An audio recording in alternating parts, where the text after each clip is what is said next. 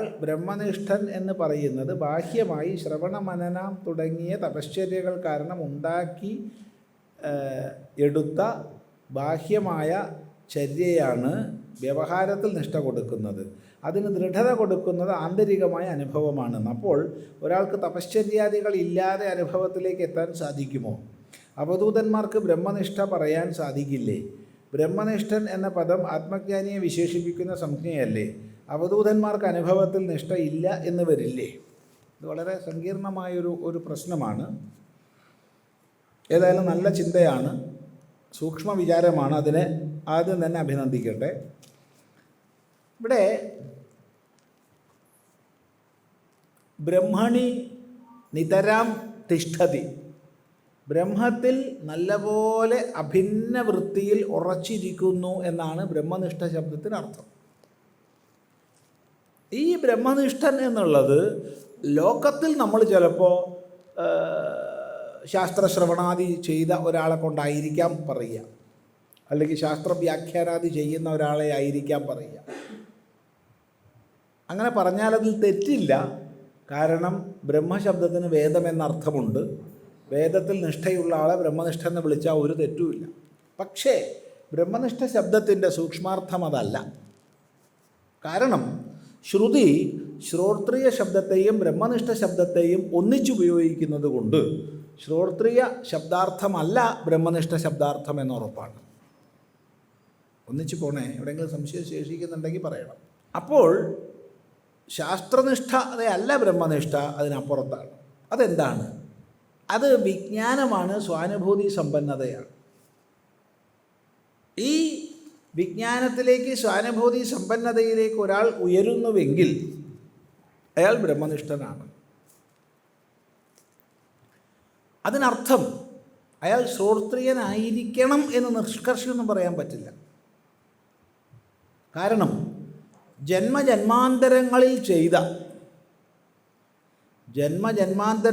ചെയ്ത ശ്രവണ സംസ്കാരത്തോടുകൂടി വന്ന ഒരാൾ ലേശം ഒരു ആവരണത്തിൻ്റെ ശേഷിപ്പേ ഉള്ളൂ. അയാൾക്ക് ഈ ജന്മത്തിൽ ബഹുശാസ്ത്ര ശ്രവണമൊന്നുമില്ലാതെ തന്നെ ഈ ബ്രഹ്മനിഷ്ഠയിലേക്ക് ഉയരാൻ കഴിയും. കാരണം അയാളിൽ ജന്മജന്മാന്തരകൃതമായ ശ്രവണ മനന നിധിധ്യാസ ഫലമായ ആ അറിവുണ്ട്, ആ സംസ്കാരമുണ്ട്. ഒരാൾ അനേക വർഷം ശ്രവണ മനന നിധിധ്യാസങ്ങളെ ചെയ്തത് കൊണ്ട് ബ്രഹ്മനിഷ്ഠനാവണമെന്നില്ല. ഇത് പുറമേ ഒരാൾക്ക് പറയാൻ കഴിയില്ല എന്ന് അതുകൊണ്ടാണ് നേരത്തെ പറഞ്ഞത്. ഒരാൾ നമ്മൾ സാധാരണ ഓർമ്മിക്കാറും പറയാറുമുള്ള ദൃഷ്ടാന്തം ആവർത്തിച്ചാൽ, ഒരു വലിയൊരു കരിങ്കല്ല് അടിച്ച് പൊട്ടിക്കുകയാണ്. അയാൾക്കറിയില്ല എത്ര അടി അടിച്ചാൽ പൊട്ടുമെന്ന് അയാൾക്കറിയില്ല. അയാൾക്കൊന്നേ അറിയുള്ളൂ, പൊട്ടുന്നത് വരെ അടിക്കണം, അത്രേ അറിയുള്ളൂ. നമ്മൾ കണക്കാക്കുക, ഒരു 50 അടി അടിച്ചാൽ പൊട്ടുമെന്ന് നമ്മളങ്ങ് വിചാരിക്കുക. അയാൾക്കറിയില്ല. അയാളൊരു 49 അടി അടിച്ചു, ക്ഷീണിച്ചു. ഒരു അടുത്ത് കടയിൽ പോയി ഒരു ചായയും പൊറാട്ടയും ഒക്കെ കഴിച്ചു, തിരിച്ചു വന്നു. ഒരൊറ്റ അടി പൊട്ടി. ഈ സമയത്താണ് ഒരാൾ നടന്നു വരുന്നത്. അയാൾ മഹാത്ഭുതം കാണുകയാണ്. എന്താ കാണുന്നത്? ഉയ്യോ, ഇത്ര വലിയൊരു കല്ലൊരു ഒറ്റയടിക്ക് പൊട്ടിച്ചല്ലോ ഇയാൾ ആൾ തിരക്കേടില്ലല്ലോ എന്ന്. വാസ്തവത്തിൽ എന്താണ്, 49 അടി അയാൾ നേരത്തെ അടിച്ച് വെച്ചിട്ടുണ്ട്. ഇത് പുതുതായിട്ട് വന്ന ആൾക്കറിയില്ല. അയാൾ കാണുന്നത് ഒരടിക്ക് വലിയ കല്ല് പൊട്ടിക്കുന്നതാണ്. ഇതുപോലെ ജന്മജന്മാന്തരമായി ചെയ്ത സാധനാ സമ്പത്തോടു കൂടി വരുന്ന ഒരാൾ ഒറ്റ ശ്രവണം കൊണ്ടോ ഒറ്റ വിചാരം കൊണ്ടോ ബ്രഹ്മനിഷ്ഠയിലേക്ക് ഉയർന്നേക്കാം. അപ്പോൾ അവിടെ ശ്രവണം ചെയ്തിട്ടുണ്ട് അയാൾ, ഇല്ലയെന്ന് പറയരുത്. ഈ ജന്മത്തിലല്ലെന്നേ ഉള്ളൂ, അങ്ങനെ സംഭവിക്കാം. ഈ ചെയ്യുന്ന ശ്രവണ മനന നിധിധ്യാസങ്ങളോ തപശ്ചര്യകളോ ഒരിക്കലും വെറുതെ ആവില്ല എന്നും മനസ്സിലാക്കുക. അതിൻ്റെ ബാക്കിയാണ് തുടർന്ന് ചെയ്യേണ്ടി വരുള്ളൂ. ഒരിക്കലും അത് നഷ്ടപ്പെടില്ല, അത് പ്രത്യേകം മനസ്സിലാക്കുക. ഇനി ബ്രഹ്മനിഷ്ഠയൊന്നും ഉണ്ടായില്ലെങ്കിൽ തന്നെയും ശ്രോത്രിയനായി പരോക്ഷജ്ഞാനം നേടിയാൽ തന്നെ വലിയൊരു ബലം ജീവിതത്തിൽ ഉണ്ടാവുന്നുണ്ട്. അവധൂതന്മാർക്ക് ബ്രഹ്മനിഷ്ഠ പറയാൻ സാധിക്കില്ലേ? തീർച്ചയായിട്ടും അവർ ബ്രഹ്മനിഷ്ഠരായിരിക്കാം, അല്ലായിരിക്കാം. ഒരാൾ അവധൂതനാണെന്നുള്ളത് കൊണ്ട് അയാൾ ബ്രഹ്മനിഷ്ഠനാണെന്നോ അല്ലെന്നോ അർത്ഥമില്ല. എന്താ അങ്ങനെ പറഞ്ഞത്? അതൊരു ഒഴിഞ്ഞുമാറൽ പറച്ചിലല്ലേ? അല്ല, ഒഴിഞ്ഞുമാറൽ പറച്ചിലല്ല. രണ്ട് തരം അവധൂതന്മാരുണ്ട്. അവധൂതൻ എന്ന് പറഞ്ഞാൽ യാതൊരു തരത്തിൽപ്പെട്ട ലോകമര്യാദയെയും സ്വീകരിക്കാതെ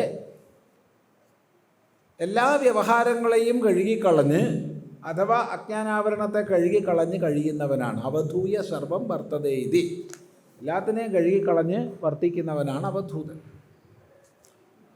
അപ്പോൾ ഒരു വിജ്ഞാനിയായ ബ്രഹ്മനിഷ്ഠനായ ഒരു മഹാൻ രണ്ട് തരം ജീവിതചര്യകൾ സ്വീകരിക്കാം. ഒന്ന്, അയാൾ ലോകമര്യാദകളെ അംഗീകരിക്കാം. രണ്ട്, ലോകമര്യാദകളെ അംഗീകരിക്കാതിരിക്കാം. ലോകമര്യാദകളെ അംഗീകരിച്ചാൽ ചോദിച്ചതിന് മറുപടി പറയുക, ചിരിച്ചാൽ തിരിച്ച് ചിരിക്കുക, ചോദിച്ചാൽ മറുപടി അങ്ങനെയൊക്കെ ഇല്ലേ? കുളിക്കുക, പല്ല് തേക്കുക, കക്കൂസ് പോവുക, കഴുകുക, അങ്ങനെയൊക്കെയുള്ള പരിപാടികൾ, ലോകവ്യവഹാരങ്ങൾ. തനിക്ക് അറിയുന്നത് മറ്റൊരാൾക്ക് വേണിച്ചാൽ പറഞ്ഞു കൊടുക്കാം, വേണ്ടാച്ചാൽ പറഞ്ഞു കൊടുക്കണ്ട. പക്ഷെ ലോകവ്യവഹാരം അംഗീകരിക്കും. മനസ്സിലായി വിചാരിക്കുക, അത് ലോകവ്യവഹാരം അംഗീകരിക്കും. ഇനി അയാൾ തന്നെ ലോകവ്യവഹാരം അംഗീകരിക്കാതിരിക്കാം. അങ്ങോട്ട് നോക്കി ചിരിച്ചാൽ നോക്കിയിരിക്കുന്നു, ചോദിച്ചാൽ മറുപടി പറഞ്ഞോളണമെന്ന് നിയമമൊന്നുമില്ല. കക്കൂസ് പോയാൽ കഴുകണം എന്ന് നിയമമില്ല, പല്ല് തേക്കണം നിയമമില്ല, കുളിക്കണം നിയമമില്ല. അയാൾക്ക് അനിയമ. അയാൾ കൃതാർത്ഥനായിട്ട് അങ്ങനെ ആനന്ദമഗ്ധനായിട്ടിരിക്കുന്നു. ആ അവധൂതൻ വിജ്ഞാനിയാണ്, സംശയമില്ല. ഇതാണ് ഒരവധൂതൻ. രണ്ടാമത്തത് ഉച്ചകോടിയിൽപ്പെട്ട വൈരാഗ്യം. ഉച്ചകോടിയിൽപ്പെട്ട വൈരാഗ്യം സ്വായത്തമായതുകൊണ്ട് ഈ ലോകത്തിൻ്റെ വ്യവഹാരങ്ങളൊന്നും അംഗീകരിക്കാത്ത അവസ്ഥ. വിരക്തിയുടെ, വൈരാഗ്യത്തിൻ്റെ പരമാവധിയിൽ, പരാകാഷ്ഠയിലിരിക്കുന്ന ആളാണ്. അതുകൊണ്ട് അയാൾ ലോകമര്യാദകളെ ഒന്നും അംഗീകരിക്കുന്നില്ല. അയാൾ വിജ്ഞാനിയാണോ? ആണെന്നർത്ഥമില്ല. അയാൾ വിരക്തിയുടെ, വൈരാഗ്യത്തിൻ്റെ ഉച്ചാവസ്ഥയിലിരിക്കുന്നു എന്നേ അർത്ഥമുള്ളൂ. അയാൾ വിജ്ഞാനിയാണെന്ന് അർത്ഥമില്ല, അയാൾ ബ്രഹ്മനിഷ്ഠനാണെന്ന് അർത്ഥമില്ല. അതുകൊണ്ട് പുറമെ കണ്ടിട്ട് ഇതൊന്നും പറയാൻ നമുക്ക് സാധിക്കില്ല എന്ന് മനസ്സിലാക്കുക. അതാണ് പറയാനുള്ളത്.